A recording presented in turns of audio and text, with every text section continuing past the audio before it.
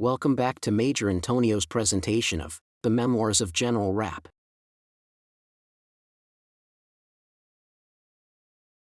Chapter 13. We set out for Potsdam, and we were overtaken by a storm. It was so violent, and the rain fell in such torrents that we took refuge in a neighboring house.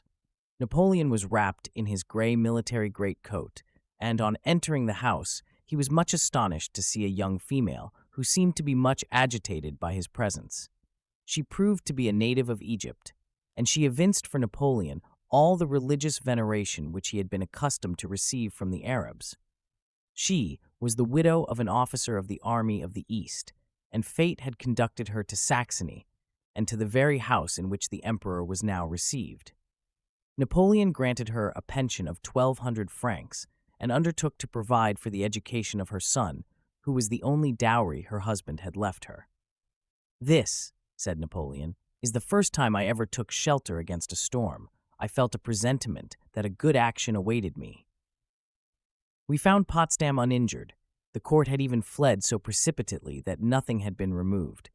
Frederick the Great's sword and belt, and the cordon of his orders, all were left. Napoleon took possession of them.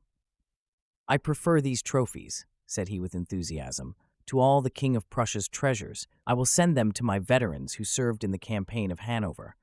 I will present them to the governor of the Hospital of Invalids, by whom they will be preserved as a testimony of the victories of the great army and the revenge it has taken for the disasters of Rosbach." No sooner had we entered Potsdam than we were besieged by deputations. They came from Saxony, from Weimar, and from all quarters. Napoleon received them with the utmost affability. The envoy of the Duke of Brunswick, who recommended his subjects to the generosity of the French, was, however, received less courteously than the rest. "If," said Napoleon to the person who presented the deputation, "I were to demolish the city of Brunswick, if I were to leave not a stone of the walls standing, what would your prince think of me? And yet, would not the law of retaliation authorize me to do in Brunswick what the Duke would have done in my capital? To announce the design of destroying cities may be the act of a madman, but to attempt to sully the honor of a whole army of brave troops, to wish to mark out a course for us to quit Germany merely on the summons of the Prussian army, is a fact which posterity will with difficulty credit. The Duke ought not to have attempted such an outrage. When a general has grown gray in the career of arms, he should know how to respect military honor. It was not, certainly, in the plains of Champagne that the Duke acquired the right of insulting the French standard. Such a proposition can reflect dishonor only on him who made it. The disgrace does not attach itself to the King of Prussia, but to the general to whom, in the present difficult circumstances, he resigned the care of his affairs, in short, to the Duke of Brunswick, whom France and Prussia will blame for the calamities of the war." The violent example set by the old general served as an authority for impetuous youth, and led the king to act in opposition to his own opinion and positive conviction. "However, sir, you may assure the inhabitants of Brunswick that the French will prove themselves generous enemies, that it is my desire, as far as regards them, to alleviate the miseries of war, and that the evils which may arise from the passage of the troops through their territory is contrary to my wish. Tell the Duke of Brunswick that he shall be treated with all the consideration due to an enemy's officer, but that I cannot acknowledge one of the King of Prussia's generals as a sovereign. If the House of Brunswick should forfeit the sovereignty of its ancestors, the blame must rest with the author of the two wars, who, in the one, wished to sap the very foundation of the great French capital, and in the other attempted to cast disgrace on 200,000 brave troops, who, though they may perhaps be defeated, will never be found to depart from the path of glory and honor. Much blood has been shed within a few days. Prussia is the victim of great disasters, and she may justly blame the man who, with a word, might have averted them, if, like Nestor, raising his voice in the council, he had said, 'Inconsiderate youths, be silent. Women, return to your domestic duties.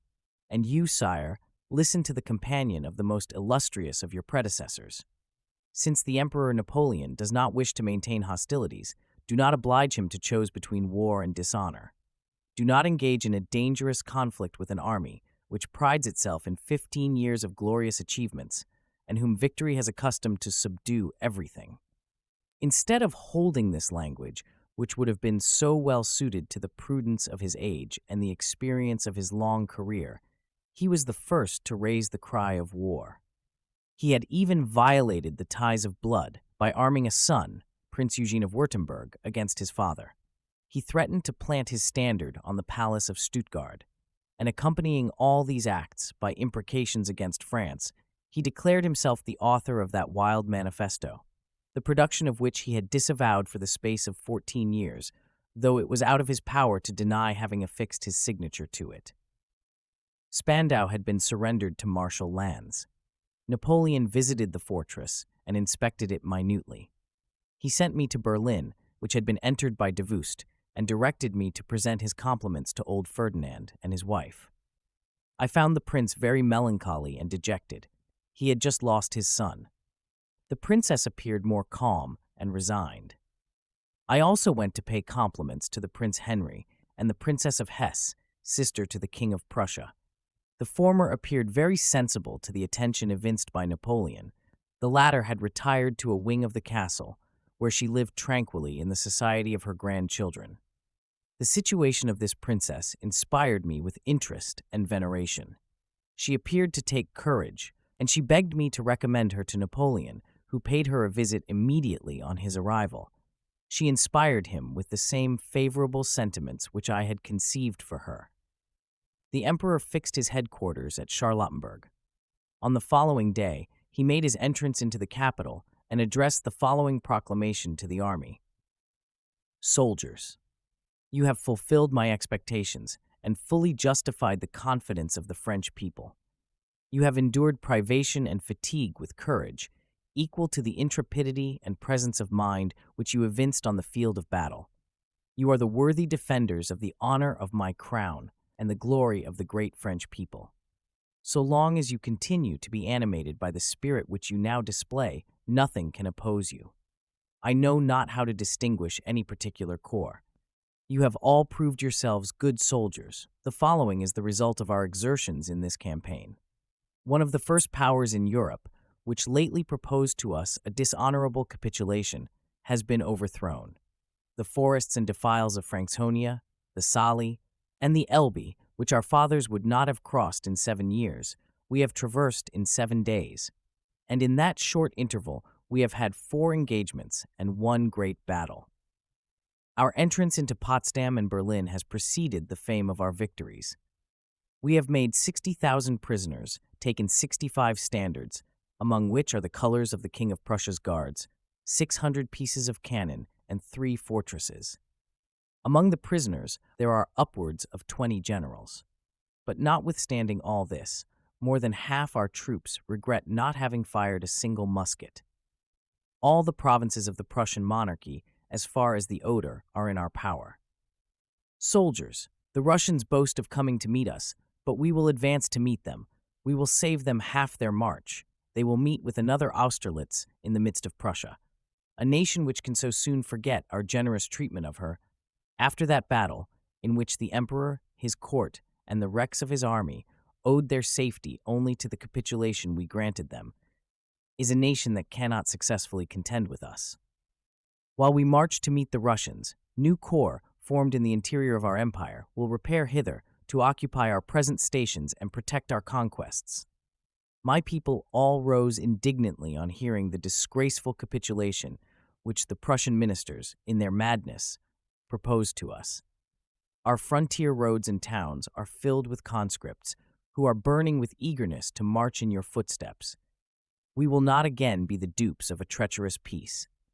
We will not lay down our arms until we compel the English, those eternal enemies of France, to renounce their plan of disturbing the continent and to relinquish the tyranny which they maintain on the seas. Soldiers, I cannot better express the sentiments I entertain for you than by assuring you that I bear in my heart the love which you daily evince for me. Chapter 14. Napoleon next proceeded to the camp and reviewed the Third Corps, and every individual who had particularly distinguished himself was rewarded, either by promotion or by a decoration. The generals, officers, and subalterns were assembled round the emperor. "I wish to call you together," said he, "in order to express my satisfaction of your brilliant conduct in the Battle of the 14th. I lost many brave men, whom I looked upon as my sons. I deeply regret them. But, after all, they fell on the field of glory. They perished like true soldiers. You have rendered me a signal service on this memorable occasion. We are, in particular, indebted to the excellent conduct of the Third Corps for the great results we have obtained. Tell your men that I am satisfied with the courage they have displayed. Generals, officers, subaltern officers, and privates, you possess eternal claims on my gratitude and kindness." The marshal replied that the Third Corps would always prove itself worthy of the emperor's confidence, that it would constantly be to him what the 10th Legion was to Caesar. Monsieur Denon was present at this interesting scene, which his pencil will perhaps commemorate. But, whatever be the talent of the artist, he can never convey an idea of the satisfaction and kindness which beamed in the features of the sovereign, or the devotedness and gratitude expressed in the countenances of all present, from the marshal down to the meanest soldier. The proclamation which Napoleon had addressed to the troops inspired them with new ardor. They rushed forward to pursue the wrecks of the forces which had been engaged at Halle and Jena. The Prince of Hohenlohe had rallied a considerable mass, with which he might have escaped us, but he was not sufficiently speedy. He lost time, and these delays afforded us the hope of seeing him cut off. Napoleon impatiently looked for this event. "Bernadotte," said he to me, as we were entering the palace, "must by this time be at Bremen. He will surely have come up with the Prussians. Murat will attack them with his usual impetuosity. Both together must have a greater force than is necessary to beat them. In a few days hence the Prince of Hohenlohe, with all his corps, will be in my hands, and I shall soon after have all their artillery and baggage. But we must act together, for it is not probable that they will suffer themselves to be taken without coming to an engagement." Everything happened as Napoleon had foretold. The Prussians, who were thrown into disorder by the attack of our cavalry and the showers of grape shot, were summoned to surrender by General Belliard, and they laid down their arms. 25,000 picked troops, 45 standards, 74 pieces of artillery defiled before us. It was another conquest of Ulm. The emperor was transported with his success. "This is well," said he, "but we have not yet got Blucher, who is so clever at making extempore armistices. We must have him also." He immediately addressed the following lines to Murat: "Nothing is done, so long as anything remains undone. You have turned General Blucher's cavalry. Let me soon hear that his force has experienced the fate of Hohenlohe's." Berthier also wrote to him as follows, to call his attention to the Duke of Weimar. "Independently of the little detached columns, there are three principal ones. First, that commanded by Prince Hohenlohe, which you have taken at Prenzlau. Second, Blucher's column, which at daybreak on the 28th quitted Wissembourg, and which you must certainly have fallen in with today at Pasewalk. And third, the Duke of Weimar's column, which escaped Marshal Soult, and effected the passage of the Elbe, as it would appear, near Saudon and Havelsburg, on the 26th, whence it proceeded in the direction of Wusterhausen, Neuruppin, Grouzy, or Fürstenberg. From Havelsburg to Fürstenberg is a distance of 25 leagues. Consequently, the Duke of Weimar cannot reach Fürstenberg on the 28th. But from Fürstenberg to Pasewalk is only 20 leagues distance, and if the enemy's column should take that route, you will certainly fall in with it at Pasewalk on the 30th or 31st. Thus, it may be presumed that nothing can escape between you and Marshals Lannes and Bernadotte. Such is the information which I am enabled to communicate to you from the accounts that have reached the Emperor."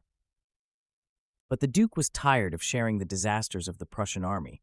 He negotiated and transferred the command of his troops to Blucher, who, intent on his retreat, fled without caring or even knowing where he went.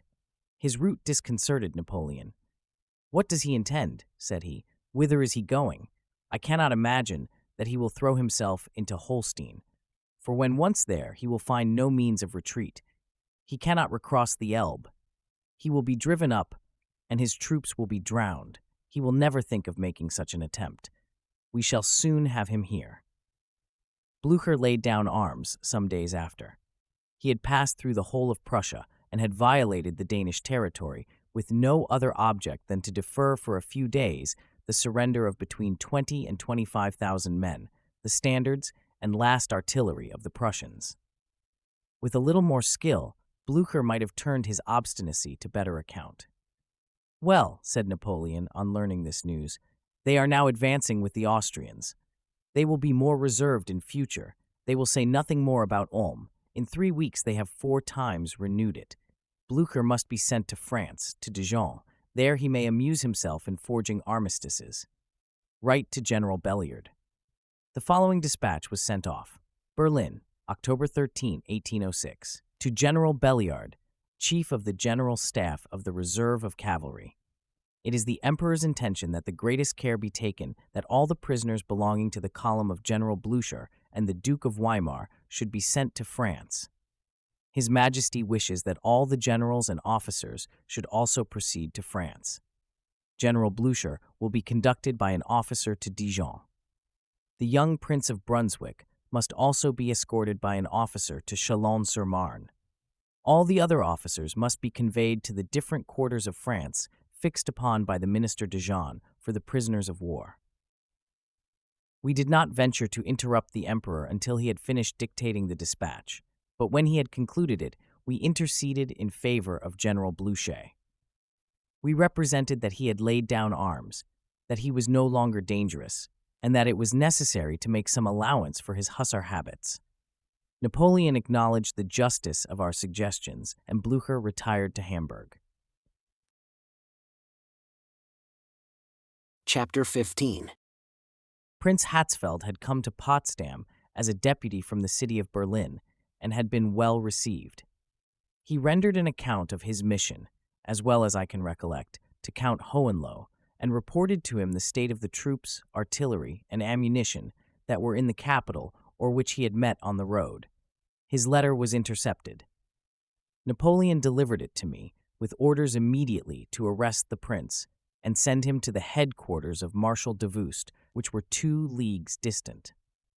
Berthier, Duroc, Caulaincourt, and I vainly endeavored to appease the anger of Napoleon. He refused to listen to our representations.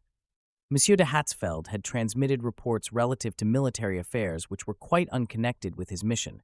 He had evidently been acting the part of a spy. Savary, who, in his quality of commander of the military gendarmerie, usually took cognizance of affairs of this kind, was then on a mission. I was obliged to assume his functions during his absence.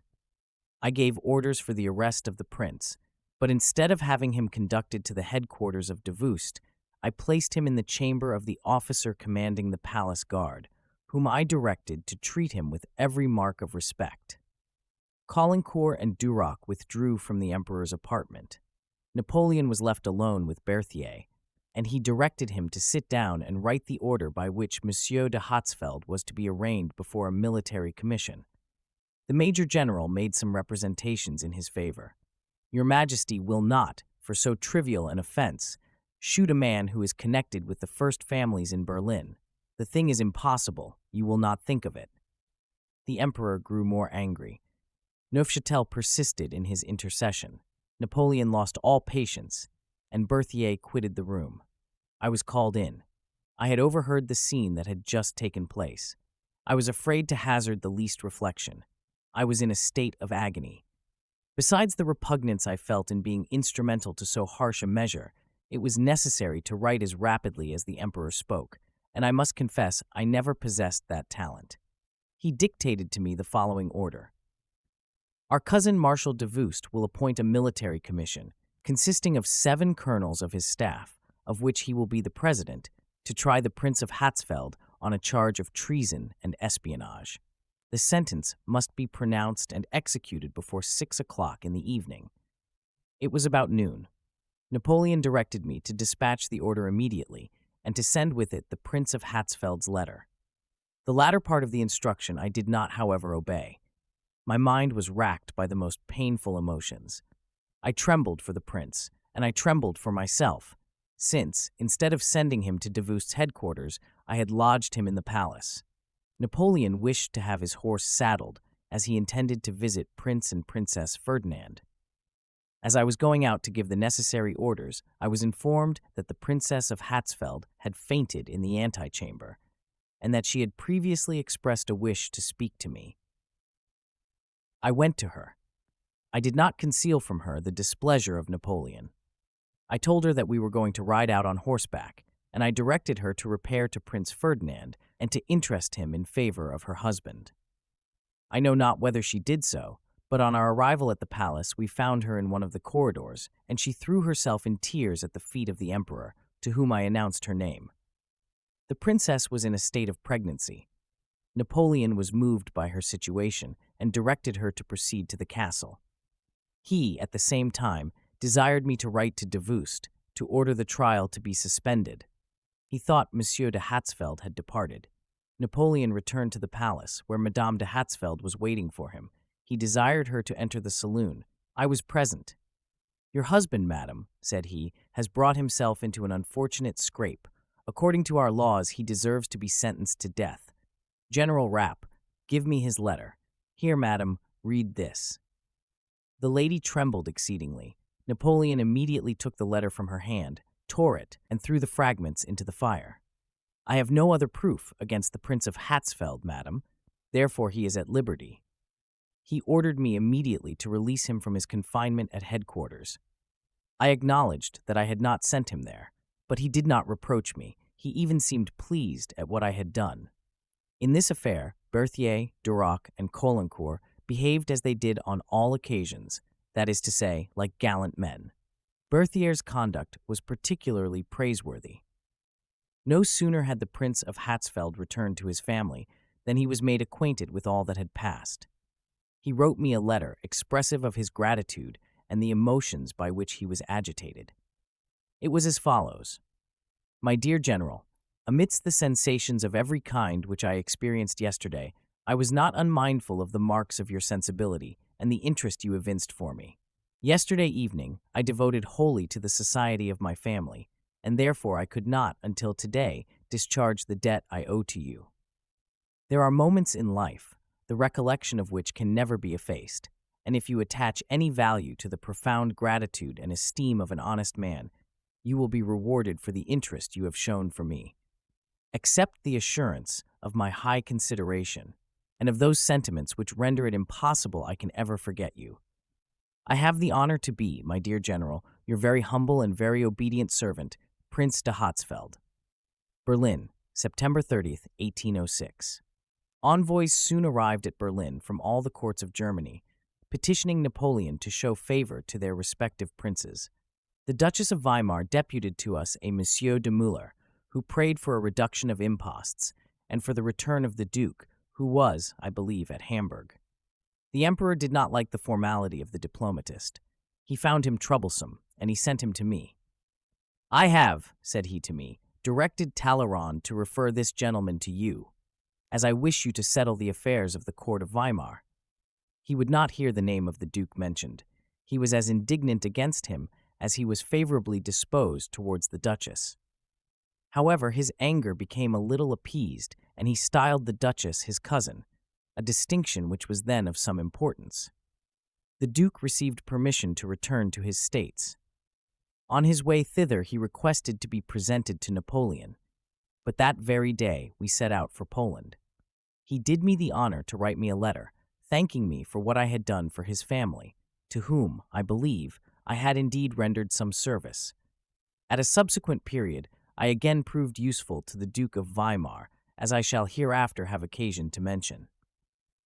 The following is the letter he addressed to me.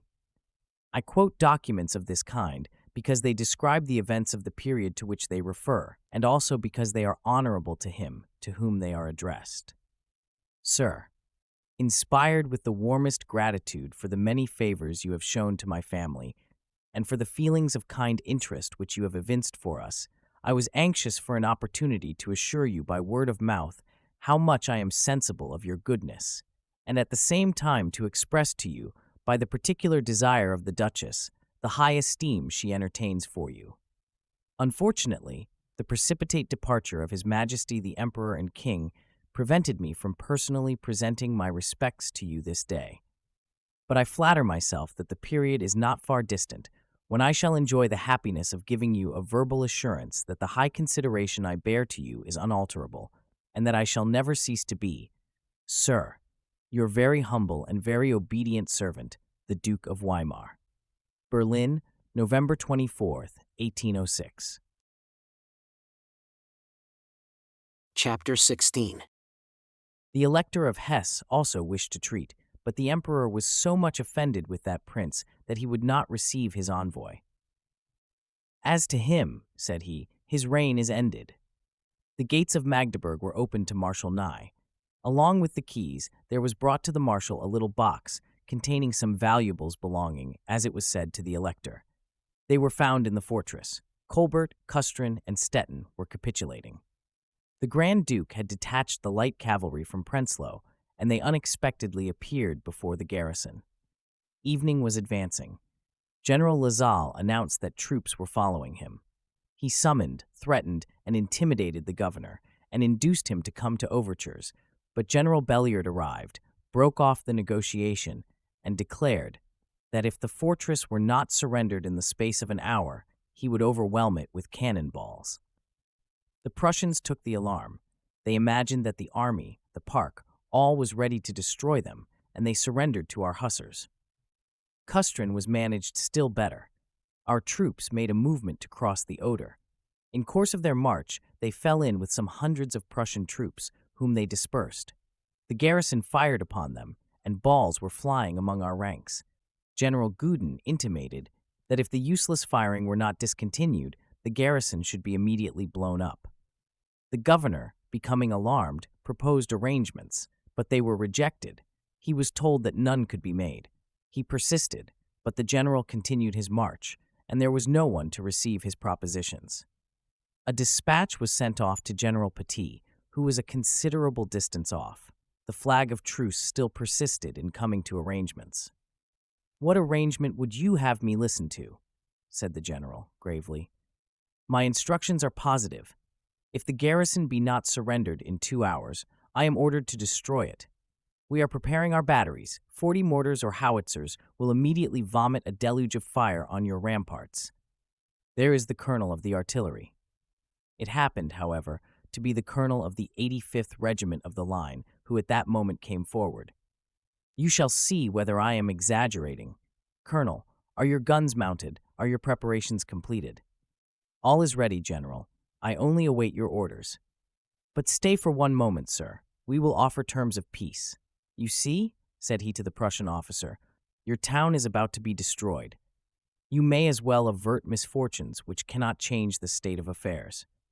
Whether we be defeated or victorious, we will nevertheless make the most of our present advantages. A capitulation or a siege, we care not which. Choose, but choose quickly, and observe that I will treat with none but the governor." The latter soon appeared upon the Oder. General Gauthier went to receive the governor and conducted him to a neighboring house.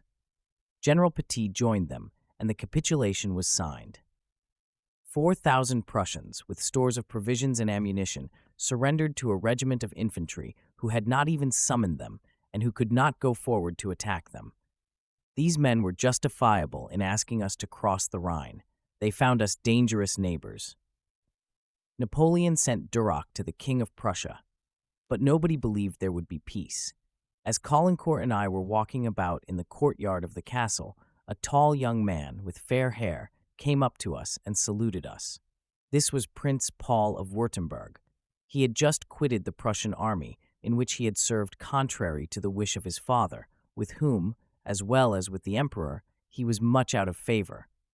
"What is your highness's errand here?" inquired Caulaincourt. The prince replied that he wished to be restored to the good graces of the emperor, and he requested the general to announce him. The Duc de Vicenza agreed to do so, but Napoleon would not receive the prince. He ordered him to be arrested and escorted by an officer of gendarmerie to the states of the king his father, where he was detained for several years. Caulaincourt exerted every effort to soften the rigors of his captivity. Our headquarters were transferred to Posen. The spirit of insurrection, which had manifested itself on the first appearance of our troops, burst forth with new violence. Kalisz had disarmed the Prussian garrison, and the example was followed in many other fortresses. Nothing was heard but imprecations upon the authors of the division.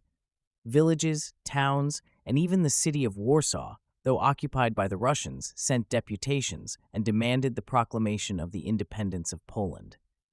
"I would willingly consent to it," said Napoleon, "but if the match were once kindled, who knows where the conflagration might end? My first duty is to attend to the interests of France. I must not sacrifice her for Poland. We must leave the fate of the latter to time, the sovereign who rules all. He alone can show us what we ought to do." Duroc rejoined us at Posen. We set out for Warsaw. On the way, the Grand Marshal's carriage was overturned, and his clavicle was broken by the fall. Napoleon was very much concerned for the accident. Duroc was a man whose services were almost indispensable to the emperor. He always enjoyed the highest favor and the greatest confidence, which he in every respect deserved. Few men were so distinguished for tact, spirit of business, and skill as Duroc, and at the same time, few were so remarkable for modesty. His devotion to the emperor was without bounds. He had a good heart, and he was an honest man. His only fault was his fear of displeasing and his excessive timidity. At length, we entered the Polish capital. The King of Naples had preceded us and had driven the Russians from the city.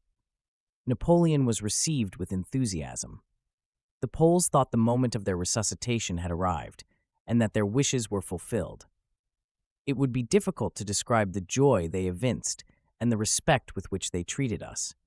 The French troops, however, were not quite so well pleased. They manifested the greatest repugnance to crossing the Vistula. The idea of want and bad weather inspired them with the greatest aversion to Poland. They were inexhaustible in their jokes and epigrams on the country. They nevertheless beat the Russians in the marshes of Nasielsk, at Golemin, at Pultusk, and subsequently at Eylau. At a review, during which the Poles were pressing upon our troops, a soldier, in a loud tone of voice, vented imprecations on the country and the bad weather. A young female who was standing by said, "You are very ungrateful to dislike our country, for we like you very much." "You are very kind," replied the soldier, "but if you wish me to believe you, you must give a good dinner to me and my comrade here." The friends of the young woman took the two soldiers home and regaled them. The French soldiers were particularly fond of passing their jokes at the theater. One evening, when the curtain was very late of rising, a grenadier, who was among the spectators, became impatient at the delay. "Begin," he called out from the further end of the pit. "Begin directly, or I will not cross the Vistula." Monsieur de Talleyrand, who was driving in his carriage at a short distance from Warsaw, stuck in the mud, and 12 hours elapsed before he could be extricated. The soldiers, who were much out of humor, inquired who he was. The Minister for Foreign Affairs replied an individual of his suite. "Why does he come to a country like this with his diplomacy?" said one of the soldiers. The French troops used to say that the four following words constituted the whole language of the Poles: "Chleba, nima, vota, sara." Some bread? There is none. Some water? We will go and fetch it. This was all that was to be heard in Poland. Napoleon one day passed by a column of infantry in the neighborhood of Nasielsk, where the troops were suffering the greatest privations on account of the mud which prevented the arrival of provisions. "Papa, chleba?" exclaimed a soldier. "Niema," replied the emperor. The whole column burst into a fit of laughter. They asked for nothing more. I relate these anecdotes because they show the kind of spirit which animated our troops. These brave veterans deserved more gratitude than they obtained. Napoleon was amused with these jokes, and he smiled whenever allusion was made to the reluctance of the army to cross the Vistula. Some generals augured unfavorably of the disposition of the troops and expressed their regret to find that disgust had succeeded enthusiasm. "Have you spoken to them of the enemy?" said the emperor. "Are they without enthusiasm when they face him?" "Those men," said he to me afterwards, "know not how to appreciate my troops. They do not know that they burn with ardor whenever the Russians and victory are spoken of. I will rouse them." He called one of his secretaries and dictated to him the following proclamation: "Soldiers, this day 12th, At this very hour, you were on the memorable field of Austerlitz. The Russian battalions were dismayed and fled in disorder, or were surrounded and compelled to lay down their arms to the conquerors. On the following day, they circulated reports of peace, but these were false. No sooner had they, through generosity that was perhaps reprehensible, escaped the disasters of the Third Coalition than they plotted a fourth. But the ally, on whose tactics they founded their principal hope, is no longer what he was. His citadels, his capitals, his magazines, his arsenals, 280 standards, 700 pieces of cannon, 5 great garrisons are in our power. The Oder, the Warta, the deserts of Poland, the severity of the weather have not for a moment impeded your advance. You have braved every danger and surmounted every obstacle. Your enemies everywhere fled at your approach. In vain did the Russians attempt to defend the capital of ancient and illustrious Poland. The French eagle hovers over the Vistula. At your approach, the brave and unfortunate Poles fancied they again beheld the legions of Sobieski returning from their memorable expedition. Soldiers, we will not lay down our arms until a general peace shall have established and secured the power of our allies and restored to France her freedom of trade and the possession of her colonies. On the banks of the Elbe and the Oder, we have conquered Pondicherry, our establishments in India, the Cape of Good Hope, and the Spanish colonies. What should give the Russians the right of deciding the fate of Europe? What should give them the right of defeating our just designs? Are not they, as well as we, the men who fought at Austerlitz? The troops were assembled in the square of Saxony. It was the anniversary of the coronation, and the Russians occupied the suburb of Prague. These circumstances, these recollections, this perspective of glory were hailed by loud acclamations. Our troops were inspired by the prospect of victory, and all their prejudices vanished. The enemy covered the left bank of the river. All the vessels had been towed away, but one of our quartermasters, in defiance of the Cossack lances, succeeded in getting possession of a boat. This was enough. The enemy raised his camp during the night, and we passed without any impediment. The Bug presented greater difficulties. Its left bank is flat and marshy, and well calculated for defense, but Bennigsen knew not how to avail himself of his advantages. We threatened his flanks, and we succeeded in floating the boats that had been sunk. The enemy hesitated, and the river was crossed. The Russians returned to the charge. They endeavored to carry the head of the bridge, which we had raised at Okuniu, but all had been foreseen. Davos had adopted every necessary precaution, and the enemy was routed, beaten, and compelled to repass the Kra. Chapter 17. Meanwhile, Old Kaminsky had taken the command of the Russian army and had fixed his headquarters at Pultusk. His generals concentrated their forces, and everything denoted the design of removing to this side of the river. Napoleon hastened forward with the view of driving them from their position. He visited the entrenched camp of Okuniu, reconnoitered the river, the position of the Russians, and the plain which it was necessary to cross in order to come up with them. This plain, which was covered with trees, cut down wood, and marshes, was almost as difficult to carry as the redoubts, behind which the Cossacks had sheltered themselves. The emperor examined it for a considerable time.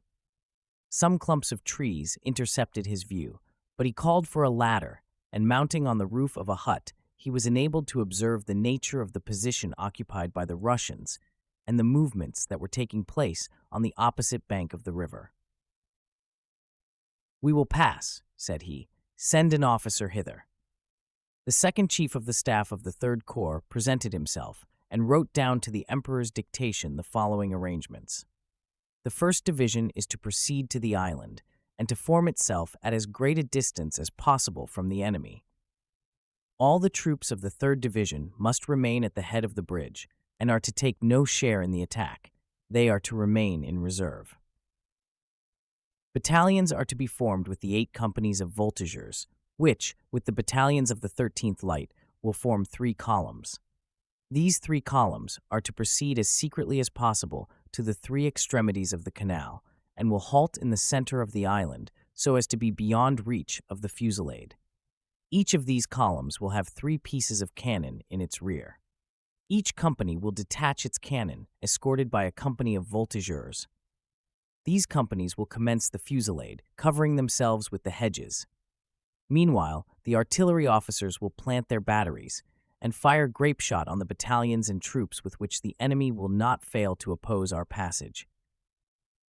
Bridges may be constructed under the protection of this artillery. The 3 columns are to cross the river, and as soon as they shall be stationed on the opposite side, 3 piquets of horse chasseurs, each consisting of 60 men, will cross to charge the enemy, pursue him speedily, and make prisoners. The 17th Regiment will cross immediately after and range itself in the order of battle, leaving between each battalion a space of 25 toises, in the rear of which will be stationed 3 squadrons of light cavalry. The remainder of the division will afterwards cross and form itself in the rear. We advanced towards the heights occupied by the enemy, whom we attacked on the right and the left. He was unable to resist the shock and was repulsed. Our troops evinced unexampled valor. Napoleon applauded their courage, and he called Generals Morand and Petit, on whom he bestowed the most flattering compliments. He wished to afford some repose to the corps, who had just been engaged, and he detached Friant's division in pursuit of the Russians. Our voltigeurs came up with them at Nasielsk, attacked their left wing, routed, cut them up, and took 3 pieces of cannon. They pursued them into the woods.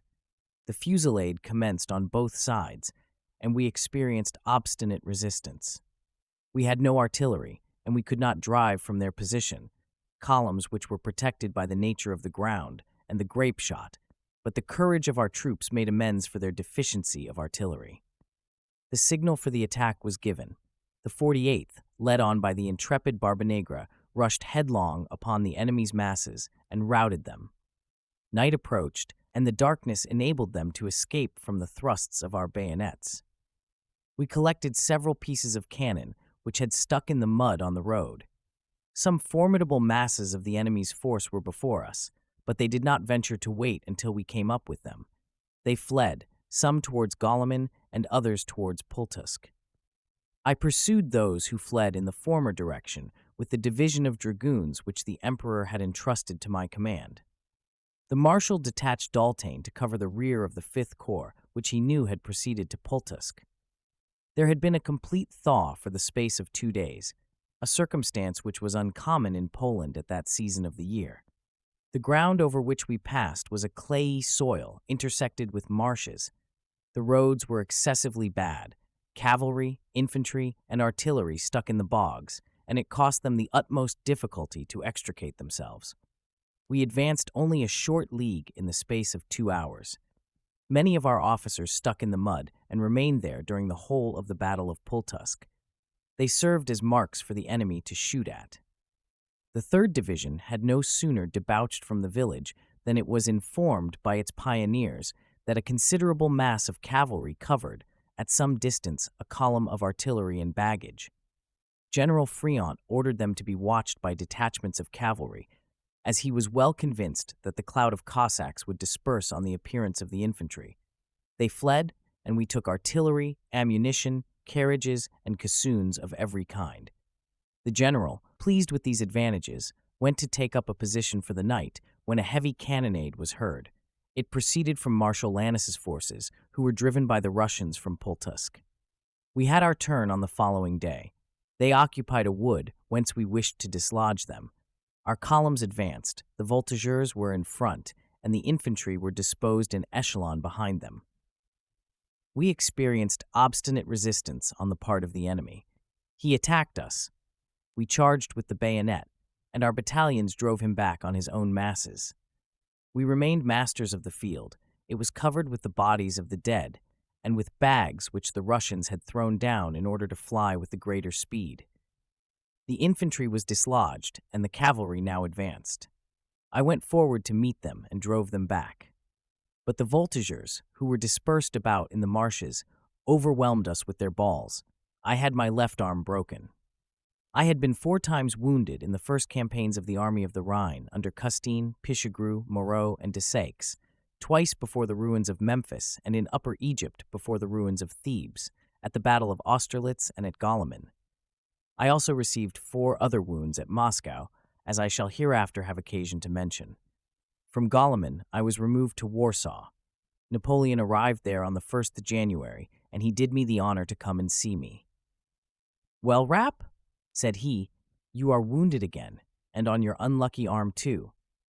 It was the 9th wound which I had received on my left arm, and the emperor therefore called it my unlucky arm. "No wonder, sire," said I, "we are always amidst battles." "We shall perhaps have done fighting," he replied, "when we are 80 years old." Monsieur Boyer and Yvonne dressed my wound in his presence. When Napoleon saw that the bone was really broken, he said, "His arm must be amputated. He is now very ill, and this wound may be his death." Monsieur Boyer smiled and said, "Your Majesty would go too hastily to work. The general is young and vigorous. We shall cure him." "I hope," said I, "this is not the last time you will have occasion to make me suffer martyrdom." Napoleon soon left Warsaw for the Battle of Eylau and established his headquarters at Osterode. Here I was appointed to the government of Thorn, whither I was directed to proceed to complete the restoration of my health. I forwarded provisions, artillery, and ammunition to carry on the siege of Danzig. I was now the providence of the Prussian generals. They wrote to me entreating my intercession in their behalf. Blucher himself did not disdain to solicit the grace of His Majesty the Emperor and King of Italy. He was at first to have been conducted to Dijon, as has been already mentioned, but he had laid down arms, and therefore it signified little whether he was at Dijon or elsewhere. He was permitted to retire to Hamburg, but he soon grew tired of that city and begged to be allowed to go to the neighborhood of Berlin. The following is the letter which he addressed to me on this subject. "Monsieur General, Your Excellency will probably remember that I had the honor of becoming acquainted with you some years ago on your journey to Munster, and the marks of attention you then condescended to show me induce me to hope that the unfortunate situation in which I am now placed will not be absolutely indifferent to you. I take the liberty of addressing Your Excellency to entreat your intercession with His Majesty the Emperor of France and King of Italy, that he may graciously order passports to be granted for myself, the 2 officers my sons, and the rest of my family, to enable us to retire to the environs of Berlin or into Pomerania, to one of my estates. Having lost my all by the chances of war, I find it impossible to support the expenses attending a residence in a city where everything is so enormously dear as in Hamburg. Moreover, I am in ill health, and I feel that it is only by living in the bosom of my family and leading a very retired life that I shall be able to recover myself. These reasons, and the generosity of His Majesty the Emperor, induce me to hope that he will deign to relieve my painful situation by permitting me to make choice of a place of residence, and the protection which Your Excellency may condescend to grant me in this affair will add feelings of the deepest gratitude to the sentiments of high consideration with which I have the honor to be Your Excellency's very humble and very obedient servant, Blucher, Lieutenant General. Hamburg, November 15, 1806. The Emperor refused to grant the request, but the general cannot have forgotten the manner in which I treated him. It is in his power to say whether the French know how to respect misfortune. On the surrender of Danzig, I was appointed governor of the city with the rank of general-in-chief. Napoleon arrived at Danzig on the 29th of May, and he spent 2 days there. He expected that this new acquisition would afford immense resources, particularly in specie. I received the strictest orders to collect the contributions, which amounted to 20 millions, and which were extended to 30 in provisions by the treaty which I some time after entered into with the town. I was furnished with a carte blanche, and was authorized to adopt any means I chose for effecting the collection. But I found the thing impossible. It occasioned me the greatest annoyance. Sometimes one measure of severity was resorted to, and sometimes another. The common people, as well as the richest and most considerable of the citizens, were all threatened in their turns. I constantly used my utmost endeavor to elude these violent orders. I spared the inhabitants of Danzig many causes of discontent. At the peace, they still owed 17 million of contributions. Napoleon was present at the battles of Heilsberg and Friedland. 8 days after his departure, he wrote to me as follows. Monsieur de Talleyrand will proceed to Danzig and will stay with you some time. You will receive and treat him like a prince. You are aware of the esteem and attachment I entertain for that minister, etc. He might have escaped many misfortunes had he never quarreled with Talleyrand. After the Treaty of Tilsit, Napoleon sent me private instructions. He informed me of the probability of peace and ordered me to keep a vigilant eye over Prussia and the royal family. He was still incensed against William and his subjects. I could not guess the reason. Berthier explained it to me, and I did not think it a just one. Berthier came to Danzig to deliver me fresh instructions and to remind me of the directions I had received, to be on my guard against the plots which might be hatching around me. I was to remain at Danzig until the cessation of hostilities. The Russians were for us. We had fine sport with the English. In less than 2 years, those islanders were to be obliged to sue for peace. In fine, I remained at Danzig. I corresponded directly with Napoleon. Most of his letters evinced an extraordinary degree of dissatisfaction, in which I must confess I myself participated for a considerable time. The language and conduct of some Prussian officers contributed to keep up the prejudice against them. I treated them with great severity. The least fault was punished to the utmost, but at the same time, I always rendered them justice and never allowed them to be molested. Tranquility, however, was restored. Each party mutually laid aside their animosity, and confidence was re-established. I saw and received the Prussians, and I may say that from the first year after I obtained the command, all the reports which I forwarded to Paris were distinguished by moderation and truth. I represented to Napoleon that it was difficult for the Prussians so soon to forget their former greatness, that the public mind was becoming tranquil, and that the king, the ministers, and the royal family never ceased to recommend to the people that resignation which misfortune renders indispensable. I always wrote to this purport. I had no cause to complain of any one. For my own part, I was on very good terms with the civil and military authorities. I saw them frequently, and all of them, I may say, placed the greatest confidence in me. They were sensible of the justice of my proceedings. All the commandants, however, did not act in the same way. Their reports and the disasters of Balen excited fresh doubts in Napoleon's mind with regard to the conduct of Prussia. He charged me to double my vigilance. "Overlook nothing in the Prussians," he said to me in one of his letters. "They must not be allowed to raise their heads." The news of the disasters which we had experienced in the peninsula at length spread over Germany and awakened new hopes. The public mind was violently agitated. I informed Napoleon of this, but he disliked the revival of painful recollections and was still more averse to unpleasing anticipations of the future. He replied to me, "Germans are not Spaniards. The character of the German bears no resemblance to that of the fierce Catalonian." Chapter 18. The interview of Erfurt took place. Napoleon set out for Spain. He attacked and dispersed all that were opposed to him, and the English army would have been destroyed had he been enabled to pursue it himself. But the Fourth Austrian War broke out, and he was obliged to hurry to the assistance of Bavaria. Prince Berthier sent me orders to rejoin the army. The Emperor was already with it. I found him at Landshut, just after he had gained the Battle of Ratisbon. I was not well pleased with my reception. He asked me dryly, "How do your Prussians and Danzigers get on? You ought to have made the latter pay me what they owe me. You see, we have not all been killed in Spain. I still have men enough left to beat the Austrians." I felt the illusion. We marched on Vienna. The Emperor became more good-humored and treated me more kindly. The Battle of Esslingen took place. Thousands of brave men lost their lives. Marshal Lannes was disabled. The cavalry and artillery were destroyed, and the village of Esslingen, the most important point that remained for us to defend, was inundated by 20 battalions of Hungarian grenadiers. We could no longer maintain our station. The enemy had already penetrated into the square work, which Napoleon had directed to be fortified the day before. Count Lobau advanced to meet them and checked their progress, but they immediately received reinforcements. The Emperor perceived this, and I was directed to take 2 battalions of the Young Guard and to hasten to the assistance of our troops. I was to disengage them, to effect a retreat with them, and to take a position between the village and the remainder of the guard on the banks of the Danube near the bridge which had been broken. The Austrian columns advanced from all quarters on this point.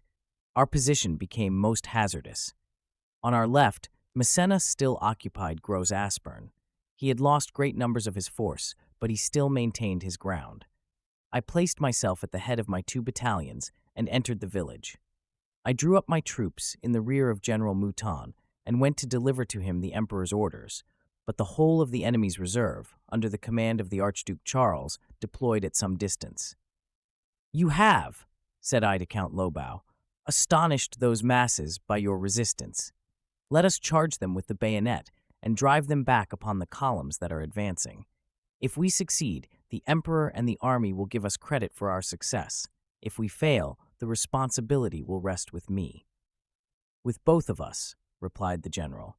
Our 5 battalions moved forward, charged, repulsed, and dispersed the enemy at the point of the bayonet. We were masters of the village. The Archduke endeavored in vain to recover it. 5 times he led his troops to the charge, and 5 times he was defeated. He experienced immense loss. Ours was also considerable. Generals Mouton and Gros were wounded. Several other officers were killed. Napoleon was delighted with this affair. He complimented me very highly and added, "If ever you did well in not executing my orders, you have done so today, for the safety of the army depended on the taking of Esslingen." Napoleon thought that the people of Vienna were more unfavorable to us than in our preceding campaigns. He made the remark to me. I replied that despair had contributed greatly to produce the feeling, that the people were everywhere tired of us and of our victories. He did not like this sort of reflections. Schill was then traversing Saxony. Napoleon was informed of the circumstance and was vexed at it. This was a mode of sounding the public opinion. Prussia was making a prelude to that insurrectionary war, which she afterwards maintained against us. I confess, I did not believe the fact when I heard of it. I entertained too high an opinion of the national loyalty. I endeavored to subdue the Emperor's prejudices, but his suspicions were stronger than anything I could say to remove them. Another circumstance contributed to render him distrustful. The conduct of the Russians was not more frank than that of the Prussians. They were shuffling. This want of good faith rendered him furious. He resolved to be revenged on them, but he required time for it. The Battle of Wagram took place. I was not engaged in it. 3 days before the battle, I had accompanied Napoleon to the island of Lobau. I was in one of the Emperor's carriages with General Lauriston. We were overturned, and I had one of my shoulders dislocated and 3 ribs broken. The Emperor pursued the enemy as far as Znaim and returned to establish himself at Schönbrunn, where he afterwards learnt the defeat and death of Schill. This news gave him satisfaction, though he would have been better pleased had that partisan been taken prisoner. During the negotiations, there were several conspiracies at Vienna. Some persons, who were convicted of having been engaged in them, were condemned to death. 2 citizens and a Jew were to be executed. I was fortunate enough to obtain their pardon. Napoleon was pretty generally in good humor, but the reports forwarded to him by the police occasionally interrupted his gaiety. His enemies had spread a ridiculous report of his insanity, which vexed him. "It is the Faubourg Saint-Germain," said he, "which invents these fine stories. They will provoke me at last to send the whole tribe of them to La Champagne-Pouilleuse." One day I was soliciting him for the promotion of 2 officers. "I will not make so many promotions," said he. "Berthier has already made me do too much in that way." Then, turning to Lauriston, "Lauriston," said he, "we did not get on so fast in our time, did we? I continued for many years in the rank of lieutenant." "That may be, sire, but you have since made up famously for your lost time." He laughed at my repartee, and my request was granted. This concludes today's reading of the Memoirs of General Rapp, presented by Major Antonio. Join us also next week for the subsequent chapters, or download the entire audiobook from our webshop at Intonio.net. Thank you for listening, and so long.